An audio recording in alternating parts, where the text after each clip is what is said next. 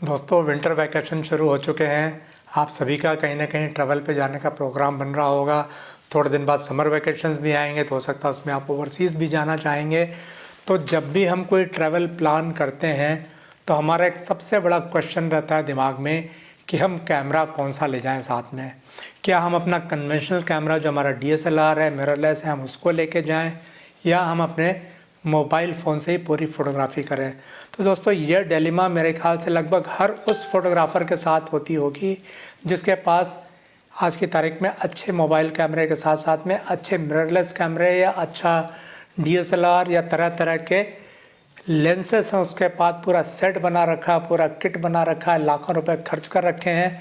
तो ये क्वेश्चन आपके दिमाग में आना वाजिब है कि जब हम ट्रैवल पे जाएं तो हम अपने साथ में कौन सा कैमरा ले जाएं।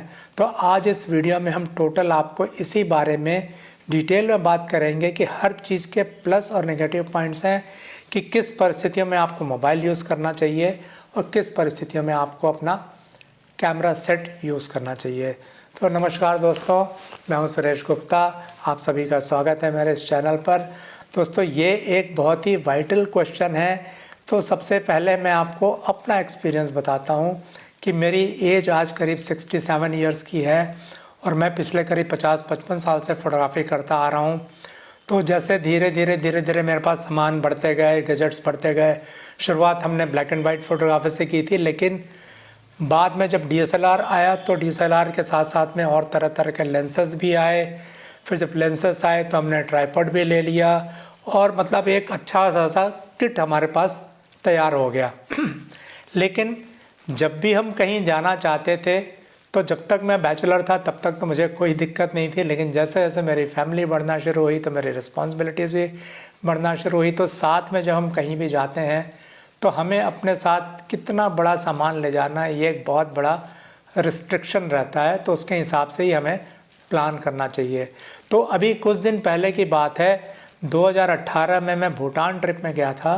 तो बहुत कड़े मन से मैंने अपना पूरा किट घर पे ही छोड़ दिया और मैं सिर्फ अपना एक मोबाइल कैमरा ले गया था। पहले मेरे पास आईफोन हुआ करता था, लेकिन उस साल मेरे पास OnePlus 6T एक कैमरा आया जिसमें कि मेमोरी थोड़ी अच्छी थी, क्योंकि मेरे जो आईफोन में मेमोरी ज़्यादा नहीं थी, लेकिन इसमें 128 GB का मेमोरी कार्ड था और इसका कैमरा मुझे बहुत ज़्यादा अच्छा लगा। तो पहली बार मैंने एक्सपेरिमेंट किया एक तरह से कि हम अपना ये मोबाइल कैमरा ले गए और साथ में एक छोटा सा जो सेल्फी स्टिक होता है ये हमने अपने साथ में रखा और एक ये हमारा एक रिमोट ट्रिगर हमेशा हमारे पास रहता है, ये रिमोट हमने साथ में रखा। तो दोस्तों मैं आपको बताऊं कि वहाँ जाने के बाद जब मैं करीब एक हफ्ते का हमारा ट्रिप था, मोबाइल कैमरे से हमने जितनी भी फ़ोटोज़ खींची मुझे कोई रिग्रेट नहीं हुआ कि मैं अपना कैमरा किट साथ में क्यों नहीं लाया।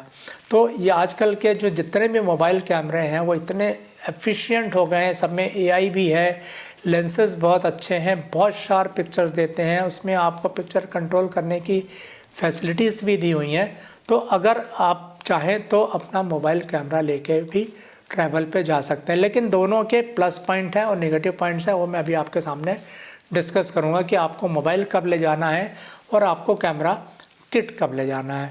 तो दोस्तों सबसे पहले मैं आपको मोबाइल कैमरे के फ़ायदे की बात बताता हूँ कि मोबाइल कैमरा एक ऐसी चीज़ है जो कि हमेशा आपके पॉकेट में रहता है, जो कैमरा हमेशा साथ में रखना उतना पॉसिबल नहीं होता है। तो मोबाइल में क्या होता है कि आपने निकाला जेब से और जो भी सामने आपको दिखा आप उसकी शूट कर सकते हैं। कभी आपको रिग्रेट नहीं रहेगा कि मेरा कोई इम्पॉर्टेंट शॉट मेरे से छूट गया है।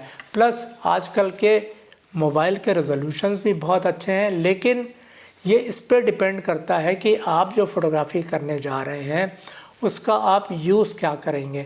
अगर मान लीजिए आपने जो भी फ़ोटोग्राफी की है खाली पर्सनल यूज़ के लिए की है, आप इंस्टाग्राम पे शेयर करते हैं, फेसबुक में शेयर करते हैं, अपने फैमिली एल्बम बनाते हैं, घर आके आप टीवी स्क्रीन पे देखते हैं, ठीक है, वहाँ तक के लिए मोबाइल कैमरा बहुत अच्छा है। लेकिन अगर आप व्लॉगर हैं, अगर आप कुछ व्लॉगिंग करना चाहते हैं, अगर आप वहाँ पे कुछ अच्छे रील्स बनाना चाहते हैं जो कि आप यूट्यूब पे या सोशल मीडिया में शेयर करना चाहते हैं, या आप कुछ ऐसे फ़ोटोज़ बनाना चाहते हैं जिनको आप कमर्शियल यूज़ करना चाहते हैं, आप उसको अपने किसी स्टॉक फ़ोटोज़ वगैरह में डालना चाहते हो तो डेफिनेटली उस कंडीशन में आपको मोबाइल से सेटिस्फेक्शन नहीं होगा, उस केस में आपको कैमरा ले जाना पड़ेगा। अब यहाँ पे मैं ये कहना चाहूँगा कि हमें कोई थंब रूल बनाने की भी ज़रूरत नहीं है कि नई जर्नी में मुझे मोबाइल ही लेके जाना है, कैमरा किट नहीं ले जाना है, या कैमरा किट ले जाना है, मोबाइल से तो अच्छी फ़ोटो नहीं आती है। ऐसा कुछ भी माइंडसेट मत बनाइए।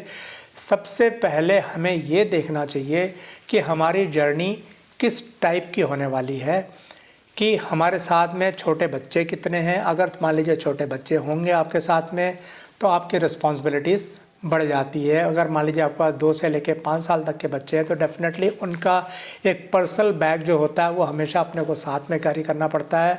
तो in addition to that bag like diaper bag या उनका फूड आइटम जो भी सामान रखा हुआ है अपने बैग में, उनके साथ में एक camera bag all the time carry करना बहुत मुश्किल है। तो ऐसे समय में अगर इस तरह के जो कपल्स हैं, इस तरह की जो फैमिलीज़ हैं, उनको मैं ये सजेस्ट करूँगा कि आप अपना मोबाइल से ही फ़ोटोग्राफी कीजिए।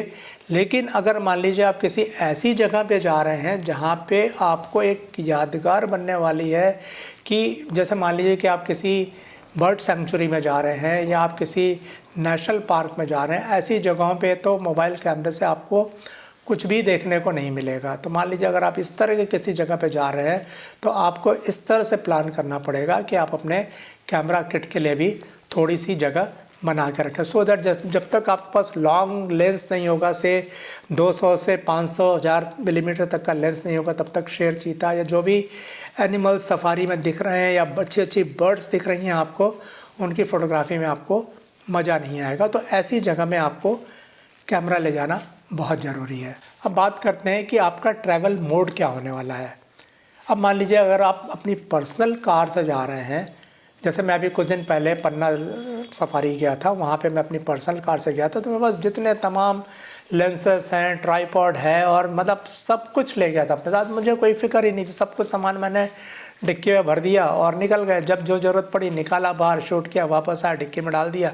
कहीं कुछ पैक अनपैक करने का चक्कर ही नहीं था उसमें। तो उसी तरह से आप भी अगर मान लीजिए अपने पर्सनल व्हीकल से जा रहे हैं तो आपको अपना कैमरा किट ले जाने में कोई परेशानी नहीं होना चाहिए।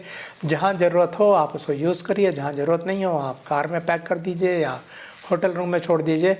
लेकिन अगर मान लीजिए आप एयर ट्रैवल करना चाह रहे हैं तो आप सभी जानते हैं कि एयर ट्रैवल में आपके जो लगेज होती है उसमें 15 से 20 किलो, जितनी भी अलग अलग एयरलाइंस की जो होती है मोस्टली सबकी 15 किलो की जो लगेज की एक कैपेसिटी होती है, इसे लिमिटेशन होती है।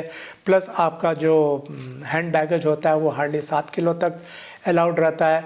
एंड नॉट ओनली दैट, आपको हर बार हर एयरपोर्ट पे जो वो एक सिक्योरिटी चेक से जो निकलना पड़ता है ना, उसमें आपको एक एक सामान की अपनी सिक्योरिटी चेक लगानी पड़ेगी।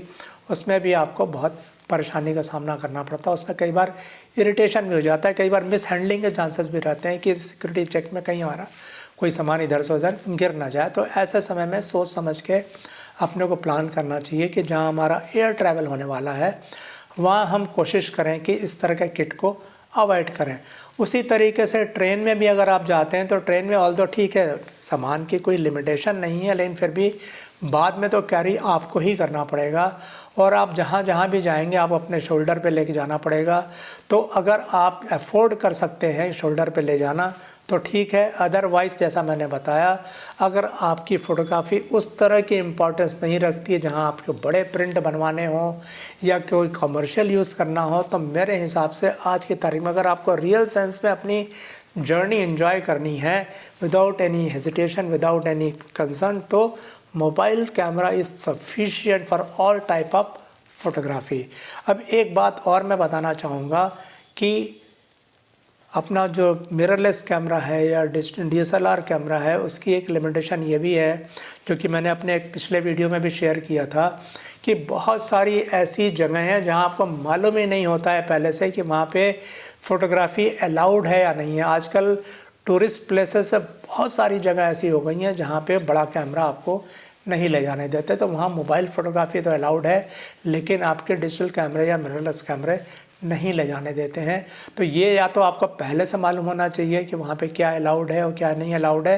मैं आपको 2 ही तरीके रहते हैं, या तो उनके बाहर जो लॉकर रूम बने रहते हैं वहाँ पे अपना कैमरा छोड़ दीजिए, या फिर कई जगह पे तो लॉकर रूम भी नहीं होते हैं और कैमरा भी आपको नहीं ले जाने देते हैं, तो मजबूरी में आपको वापस होटल आना पड़ता है, अपना कैमरा वहाँ ड्रॉप करना पड़ता है, उसके बाद ही फिर आप दोबारा उस जगह पे घूमने जा सकते हैं। तो ये एक कई बार बहुत इरिटेशन पैदा करता है। तो कभी भी आप जाएं इस तरह की जगहों पे तो पहले से पूरी इन्फॉर्मेशन लेके जाएं कि कहाँ कहाँ पे किस किस तरह की फ़ोटोग्राफी अलाउड है, तो ही आप अपना कैमरा लेके जाएं, नहीं तो अपना कैमरा मत लेके जाएं। तो दोस्तों, अगर इस वीडियो का मैं सम अप करना चाहूँ तो अगर आपको बिल्कुल बेफिक्र हो के घूमना है विदाउट एनी हेजिटेशन, तो बेस्ट है कि आप अपना अच्छा से अच्छा मोबाइल कैमरा रखिए।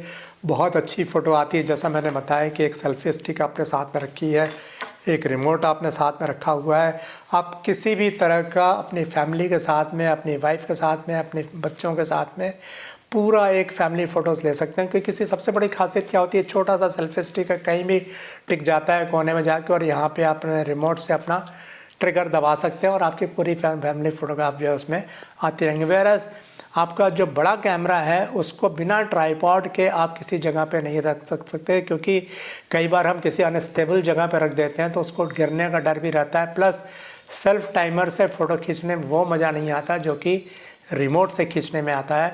और आजकल वैसे भी मैंने देखा है कि जैसे मेरे ही कैमरे में मोबाइल से भी रिमोट का काम हो जाता है, लेकिन फिर भी उसमें वो फ्रीडम नहीं रहती जो कि ये छोटा सा जो रिमोट कंट्रोल है, इससे जो मोबाइल से जो हमारी जो फ़ोटोज़ खींचती है उसमें अपना एक अलग ही मज़ा। और इसमें इनफाइनाइट फ़ोटो टिक टिक टिक टिक टिक करते रहिए और जस्ट आपकी मुट्ठी बंद है, धीरे से आपने यूँ करके भी खींचेंगे अगर तो रिमोट अंदर अंदर चलता रहेगा, सामने किसी को पता भी नहीं चलेगा कि हाथ में रिमोट लगा हुआ। तो मैं पिछले 5 साल से अपनी हर जर्नी में सिर्फ मोबाइल कैमरा लेके जा रहा हूँ and I am totally satisfied. मैं कुछ पिक्चर्स अपनी शेयर भी कर दूँगा कि जो मैंने मोबाइल कैमरे से खींची है वो आप देखिएगा, आपको मतलब मेरे ख्याल से देख के अच्छा ही लगेगा। लेकिन हाँ, जो मैंने अभी आपसे बात किया कि ऐसी फ़ोटोग्राफ़ी जहाँ पे आपको लगता है कि मोबाइल से वो पॉसिबल ही नहीं है, वहाँ आप डेफिनेटली अपना कैमरा ले जाइए, क्योंकि आप जा ही उसकी पर्पस के लिए रहे हैं। अगर मान लीजिए आप किसी टाइगर सफारी में जा रहे हैं तो आप जा ही रहे हैं शेर को देखने के लिए, तो वहाँ तो आपके पास एक अच्छा कैमरा अगर आपके पास है तो होना ही चाहिए। तो अगर वीडियो को ख़त्म करते हुए मैं आपको 3 लाइन में बात करना चाहूँगा। बेस्ट इज़ आप अपना मोबाइल लेके जाइए। दूसरा, अगर आप अफोर्ड कर सकते हो तो आप अपना कैमरा किट ले जाइए। अगर आपके साथ में ज़्यादा लगेज नहीं है तो आप ले जाइए, कोई दिक्कत नहीं है। एंड बेस्ट कॉम्बिनेशन इज़ आप अपना मोबाइल और अपना कैमरा किट दोनों साथ में रखिए। जहाँ आप अफोर्ड कर सकते हैं कैमरा ले जाना, वहाँ आप कैमरा ले जाइए, अदरवाइज़ होटल में रहने दीजिए। जहाँ आप मोबाइल ले जा सकते हैं, मोबाइल तो हर जगह ले ही जा सकते हैं, तो वहाँ आप मोबाइल से काम चलाते रहिए। तो दोस्तों, आज के वीडियो में इतना ही। फिर मिलते हैं अगले वीडियो में किसी नए टॉपिक के साथ। तब तक के लिए नमस्ते, जय हिंद।